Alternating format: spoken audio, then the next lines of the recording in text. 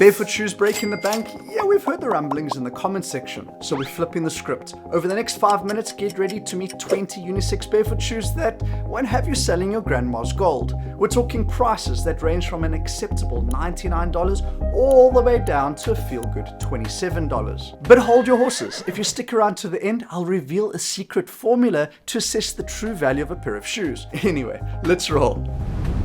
Zero Shoes have doubled down on their best-selling all-in-one barefoot shoe, the Prio, with the new Prio Neo. It's essentially the same shoe, just made with more lightweight, premium-feeling materials that are better for training. If you love the original model, you'll love these more. Zero have also ventured into the classic sneaker scene with their Dylan. We're fans of the aesthetics, but they do come with some baggage, and not the lightweight carry-on kind. More like my wife's luggage when she travels. Heavy.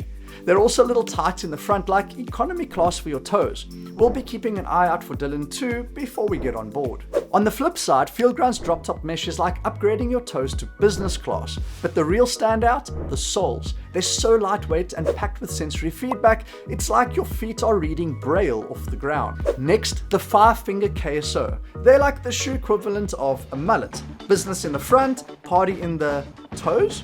If you can get over the distinct look, you'll find that they pack some serious functionality. Imagine a silicone toe spacer and a shoe had a baby. That's 5-finger shoes for you, and they've been on the scene for over 15 years, so they've got a hardcore following that we can't ignore. If you're part of the 5-finger fan club, let us know in the comments. Next up is the Wildling Feather Summer Shoes. Sandals? It's a style conundrum, folks. But what's not in question is the quality. If you're a fan of Wildling like me, you'll appreciate the sole, specifically that clever center slit that allows for mobility through the transverse arch. Overall, this particular model is not my go-to fashion statement, but the kiddo sizes are a win. My daughter's been loving them all summer long. Wrapping up this price range, let's shine a spotlight on the Seguero Dream 1. I'm super impressed with what Seguero are providing for this price. But let's see what we can get for even less money. First up in the $80 bracket are the Zero Hannah. They're just like your standard slip-on shoes with a low collar and stretchy materials on either side of the upper, but they added laces too. This novel edition allows you to custom fit your slip-ons. Once you dial in the perfect fit, just leave the laces tied and slide them on and off with ease. Zero have also employed their signature Hirachi strap system to tighten the shoe not just around the midfoot, but also the hindfoot. This extra touch enhances your stability through the heel.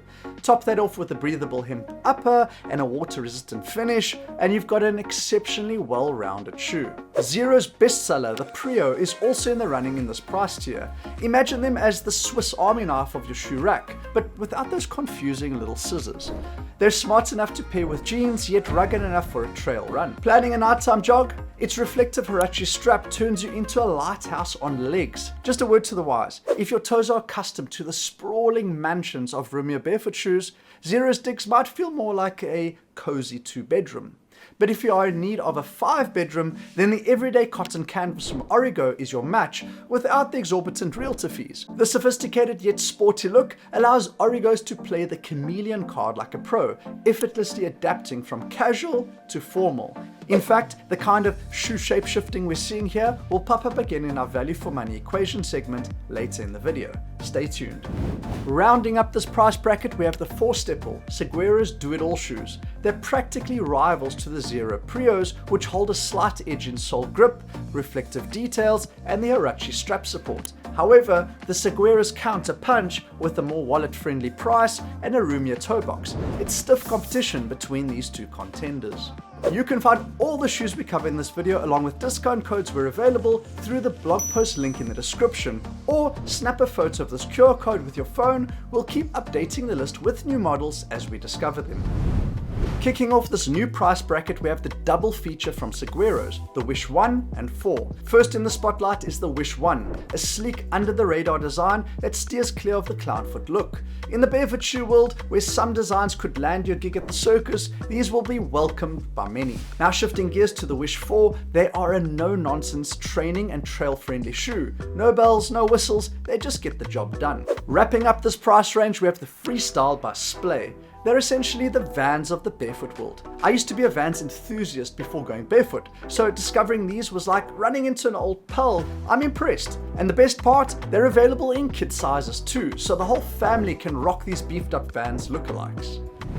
Shifting now to a budget-friendlier zone, we've got the Zeros Uptoes and Sunrise Slip-Ons. The Uptoes are made from hemp, which is great for both odor resistance and the planet. On the flip side, the Sunrise features a synthetic upper, making it Zero's lightest shoe. Plus, it's got this cool collapsible heel, turning it into a hybrid slider for added versatility. Then we have the Smart 1 by Seguero, a training shoe that benefits from the 11% spandex stretch in the upper, making them both comfortable and also a breeze to slip on and off.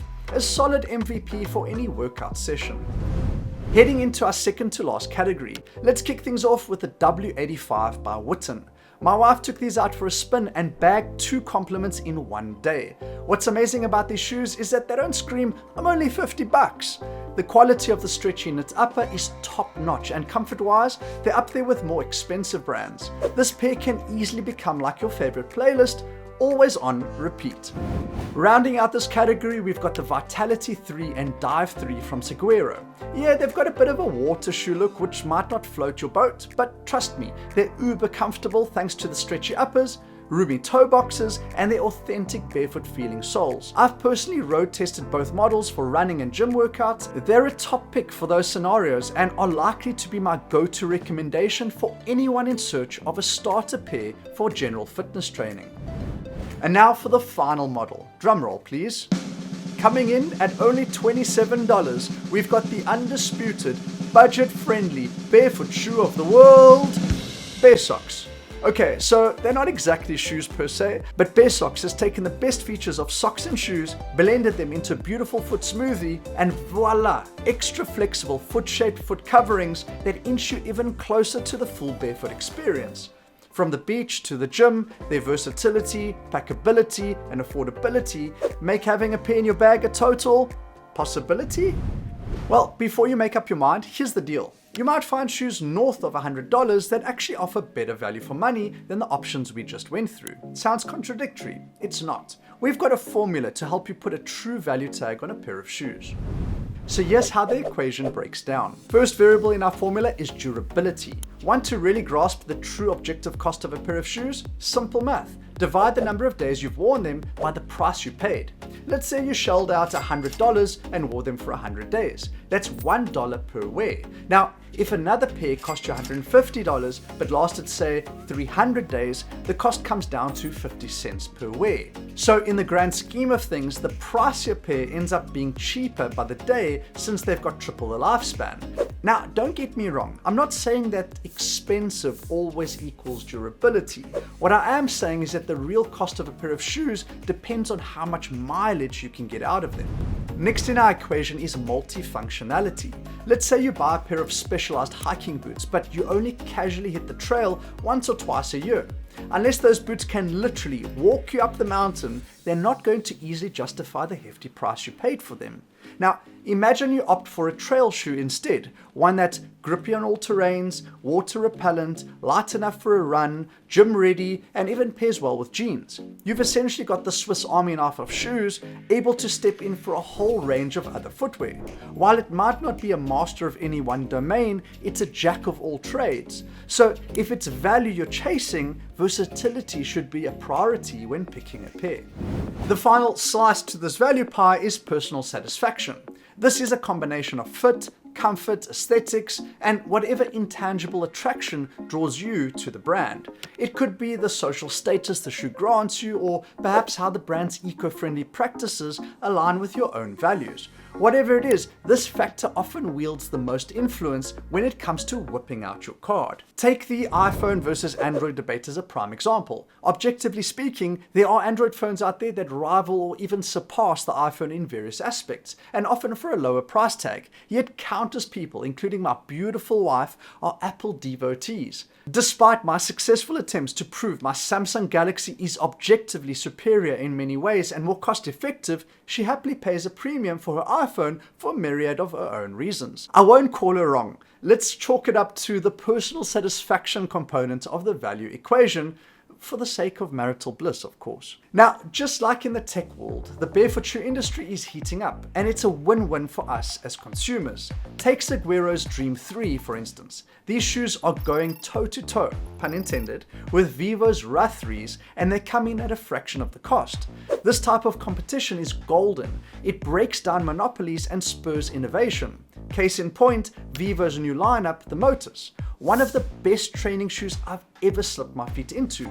Vivo is also set to roll out a 3D printed, made-to-order shoe next year, and they're doubling down on sustainability with their Revivo project, which refurbishes your old Vivos so you don't have to buy a new pair. So what's the big takeaway for us consumers? Lower entry-level prices for work and dress shoes on one end, and trailblazing innovation on the other. In a nutshell, we've got more options than ever and aren't beholden to any single brand calling the shots. The barefoot shoe industry is actually really exciting right now. There's just so much innovation. Two other brands I want to mention for the exciting products is the Bayer minimalist running shoes that have conductive soles which help you stay grounded, giving you even more of the barefoot benefits. The other company is Fuse, who 3D scan your foot using an iPhone. Yes, iPhone only. To my wife's delight, I had to use her phone to scan. Anyway, based on the exact scan of your feet, they custom make shoes for you, and they really do fit great, I must admit. I've added these two new models together with my 10 picks for the most value for money barefoot shoes based on the shoe value for money equation in the blog post link down below, or you can just click here.